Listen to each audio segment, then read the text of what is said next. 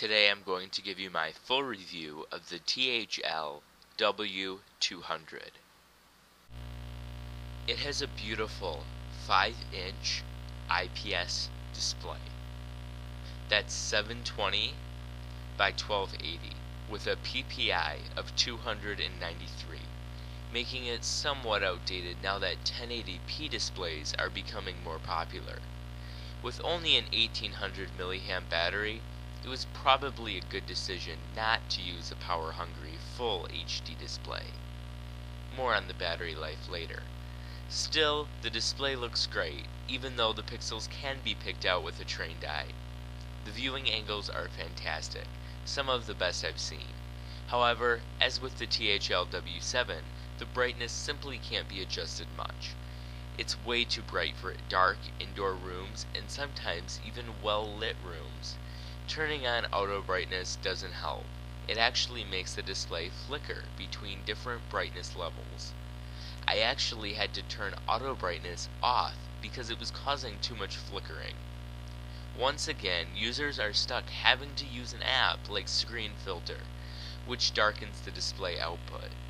The link to that app is in the description.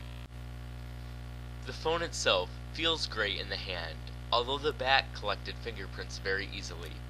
The back sort of curves out, similar to what HTC did with their Droid DNA or Windows Phone 8X. It is 5.57 inches tall, 2.79 inches wide, and 9.3 millimeters thick, or about 0.36 inches.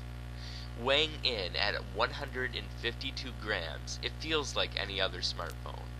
The bezels seem to be a tad big, and I wish THL would have used on-screen buttons rather than the capacitive buttons at the bottom. You can't see the buttons at all, unless you tap one of them. Even then, they only illuminate just enough to barely see them in a dark room. They did illuminate blue, however, which I really enjoyed. The power button is curved, which really annoyed me. Again, just a personal preference. The volume buttons were also curved, but in a better way. I actually really liked the way the volume rocker curved inwards. The micro USB charging port is on the top, which is annoying if you plan on charging your phone at a desk. I had to put the phone upside down just to charge it. The THL W200 runs a lightly skinned version of Android 4.2.2 Jelly Bean, with just a few custom icons. Other than that, it's mostly stock and feels very familiar to use. Unfortunately, it most likely will not receive an update to Android 4.3, but you never know. I was surprised to see a THL implemented over-the-air update page. The loudspeaker was quieter than I had hoped, but still good for personal entertainment. Don't expect to share a video or song with family and friends, as it just isn't loud enough. That said, it comes with a built-in audio enhancer. If you plug in your earbuds and turn it on, it actually makes the music sound better. You can also listen to FM radio with earbuds plugged in. You can even output the radio to the loudspeaker and just use the earbuds as an antenna. This new feature is very nice.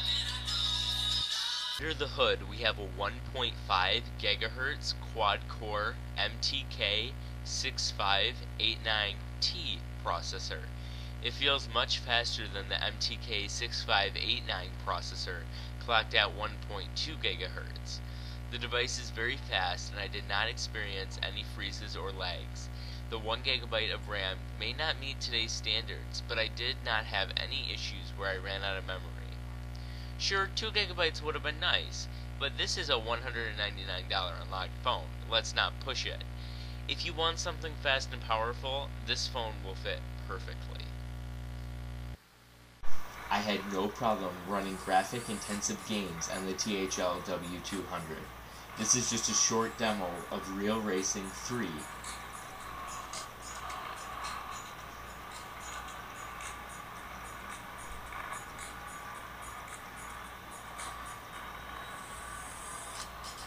Call quality was excellent. I had no complaints. You get just under 1 gigabytes of onboard storage when promised 8 gigabytes. I'm not sure how THL can market this as having 8 gigabytes when it has much less than that. Sure, the OS and pre-installed apps have to be installed too, but cutting over 75% of available storage is just too much. Thankfully, storage can be expanded via microSD card, up to 32 gigabytes. The 8 megapixel rear camera still isn't on par, but is still good. The flash is also bright and comparable to other smartphones. That isn't to say the shots were good, but it definitely produced images that I could share with my friends and family. I found that it had a hard time using the camera viewfinder, as it would not update. If you moved the phone around, you can see lots of stuttering and dropped frames. You also get a 5 megapixel front-facing camera.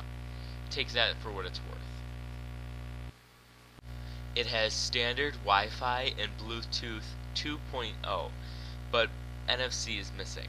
I don't use NFC much myself, although if that's something you need, you should look elsewhere. It supports dual SIM, which means you can use it with 2 carriers with 2 different phone numbers in this one phone. This is really nice if you travel and have to switch to a local carrier for the best price. You get 2 1800 mAh batteries, which means you can charge both and have double the power. However, with just one battery, I had a hard time getting the phone to last all day. My usage consists of some light web browsing and some minor gaming. If battery life isn't a big deal for you, then you shouldn't have to worry about it. But if you're like me, you may be finding yourself getting more chargers. Although the battery life is subpar, and the camera still can't match other smartphones, for the price you can use this phone globally with 2 carriers. It's very fast, and it is thin and light.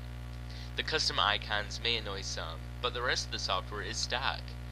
It makes a good backup phone. You can buy this phone in black from Pandawill.com for only $199. A link will be in the video's description. If you like this video, hit the subscribe button so that you can see more unboxings and reviews.